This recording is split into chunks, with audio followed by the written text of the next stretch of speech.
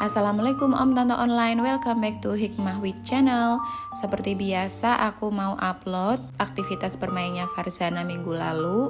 Dan tema aktivitas bermain kemarin adalah aku dan tubuhku.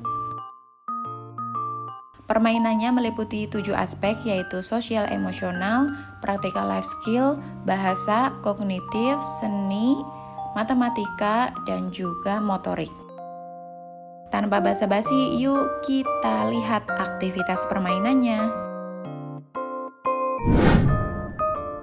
Untuk aktivitas yang pertama, ini aku ajak Mbak Nana membantu menghias pizzanya sendiri. Jadi aku udah biasa ya Bun, bikin pizza untuk anak-anak itu kurang lebih 2-3 kali seminggu lah. Dengan bahan yang sederhana, toppingnya pun sederhana. Toppingnya itu cuma ada sosis sama bawang bombay. Bumbunya juga nggak neko-neko, cuma pakai saus tomat sama mayones aja.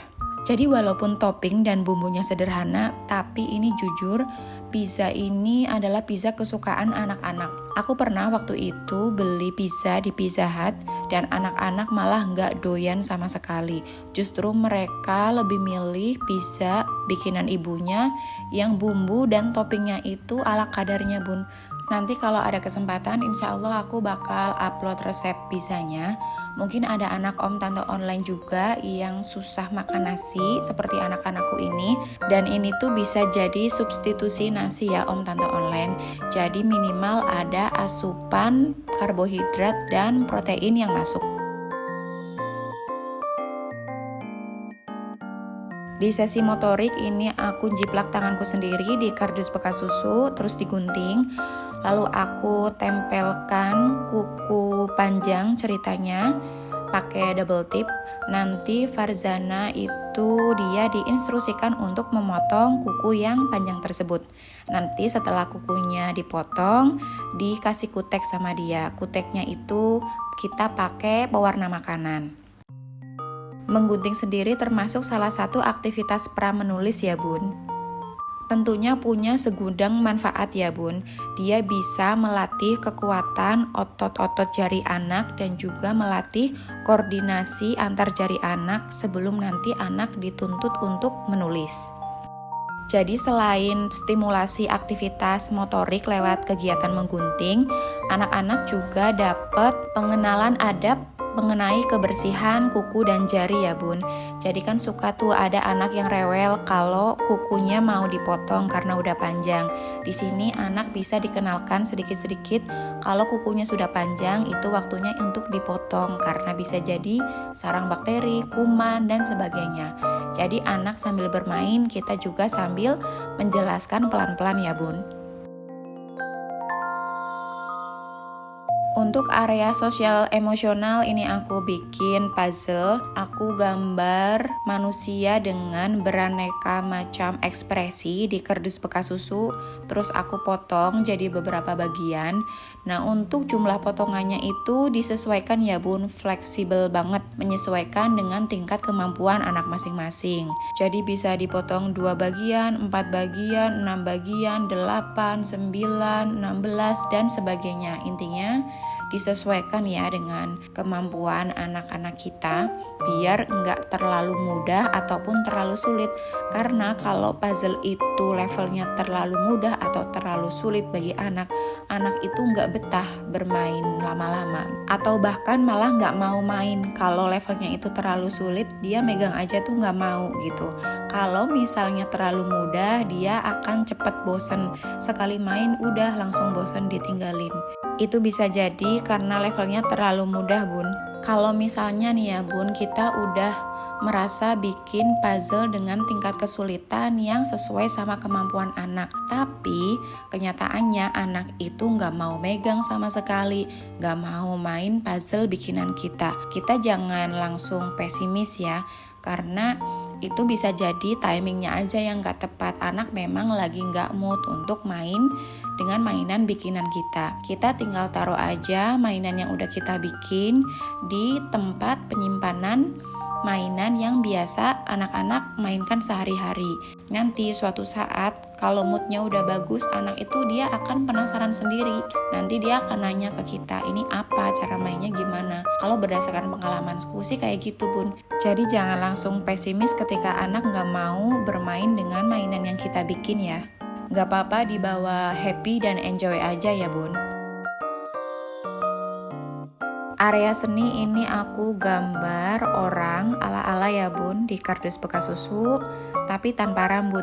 Jadi nanti Farzana yang memberikan rambut ya sesuai sama kreativitasnya dia, pakai pewarna makanan dan kuas. Kalau mau ditambah aspek sensoriknya bisa ya Bun, diwarnainya itu nggak pakai kuas tapi pakai jari tangannya anak langsung. Jadi biar kulit tangannya anak itu bersentuhan langsung sama tekstur si pewarna makanan ya. Jadi selain kita itu mengasah seni, stimulasi sensoriknya juga didapat ya Bun. Cuman ini pas Farzana kemarin itu dia baru banget main pakai cat, pakai pewarna makanan dan jari. Jadi sekarang pengennya dia pakai kuas. Kalau di tengah-tengah permainan anak itu mewarnai bagian yang lain, jadi selain rambut ya, itu nggak apa-apa ya Bun, dibikin enjoy aja. Namanya juga kita mengasah kreativitas, jadi kita biarkan memberikan ruang sama anak seluas-luasnya.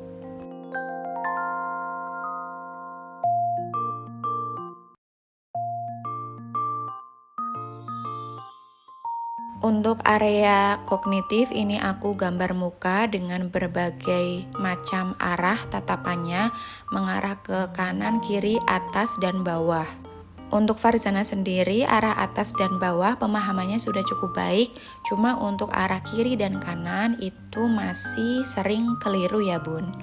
Jadi di sini aku lebih menekankan ke arah yang kanan dan kiri. Kardus susunya ini aku lapisi dengan lakban supaya dia bisa untuk wipe clean, tulis hapus berulang kali ya. Jadi permainannya kita ajak anak untuk melihat arah tatapannya ini kira-kira mengarah ke atas, bawah, kiri, atau kanan. Kalau di bagian arah yang anak itu belum paham, kita langsung jelaskan kalau ini mengarah ke mana. Lalu kita tulis anak panah sesuai dengan arahnya. Jadi selain mengenalkan arah, kita juga mengenalkan tanda ya Bun. Tanda anak panah ngarah ke kiri, ke kanan, atas, bawah itu kayak gimana. Setelah kita menulis tanda anak panah tadi, lalu kita ajak anak untuk ikut menulis, mengikuti tanda yang udah kita bikin tadi. Di akhir permainan aku main tebak-tebakan ya sama Farzana, mana tangan kanan dan mana tangan kiri. Lalu kita juga jelasin pelan-pelan tangan kanan digunakan untuk apa, tangan kiri untuk apa. Jadi anak bisa tahu kapan tangan kiri dan tangan kanannya harus digunakan. Untuk area matematika ini aku jiplak tanganku sendiri, gimana tanganku itu jarinya ngebentuk jumlah 1 sampai 10. Aku juga tulis angka dan juga hurufnya ya untuk masing-masing kata. Jadi untuk mengenalkan tulisan dari setiap angka itu seperti apa secara singkat ya tentunya. Terus nanti anak diinstruksikan untuk mengikuti pola jari yang udah aku bikin tadi. Jadi selain mengenalkan angka ke anak, ini juga bisa melatih koordinasi mata, tangan, dan juga jari tangan kanan dan kiri anak ya Bun. Gak hanya pengenalan angka aja yang didapat sama anak ya Bun, tapi kita juga sekaligus mengenalkan nama-nama jari sama anak. Jadi anak bisa mengenal dan memahami nama-nama setiap jarinya. Lalu kita juga kenalkan konsep besar, kecil, pendek, dan juga panjang. Kita ajak anak untuk mengamati ke-10 jarinya dan kita bisa bandingkan mana jari yang lebih pendek, mana jari yang lebih panjang, mana jari yang lebih kecil, lebih besar, mana jari yang paling besar, paling kecil, paling pendek, paling panjang.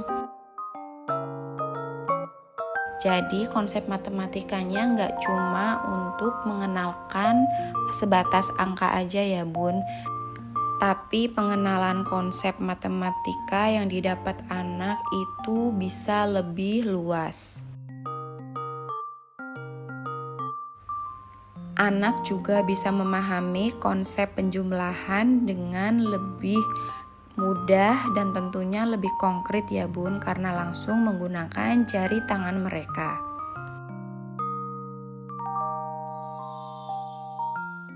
Dan yang terakhir ini ada aspek bahasa. Ini aku gambar orang di kardus bekas susu lengkap dari ujung rambut hingga ujung kaki. Lalu aku kasih nomor di setiap bagian tubuhnya. Dan di kardus bekas terpisah aku tulis nama-nama bagian tubuh dan aku gunting sesuai dengan suku katanya. Jadi ini levelnya juga fleksibel ya, bisa disesuaikan dengan tingkat kemampuan anak. Untuk tahap awal pengenalan huruf, Om Tante online tidak perlu menggunting tiap suku kata ya.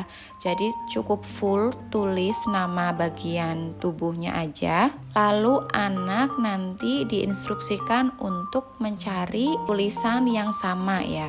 Jadi cara mainnya aku tunjuk dulu bagian tubuh yang ada di gambar, lalu nanti anak diminta untuk menyebutkan nama bagian tubuh tersebut. Lalu aku ambil tulisan sesuai dengan nama yang aku tunjuk di gambar tadi. Anak akan mencari tulisan yang sama ya bun, seperti yang kita ambil.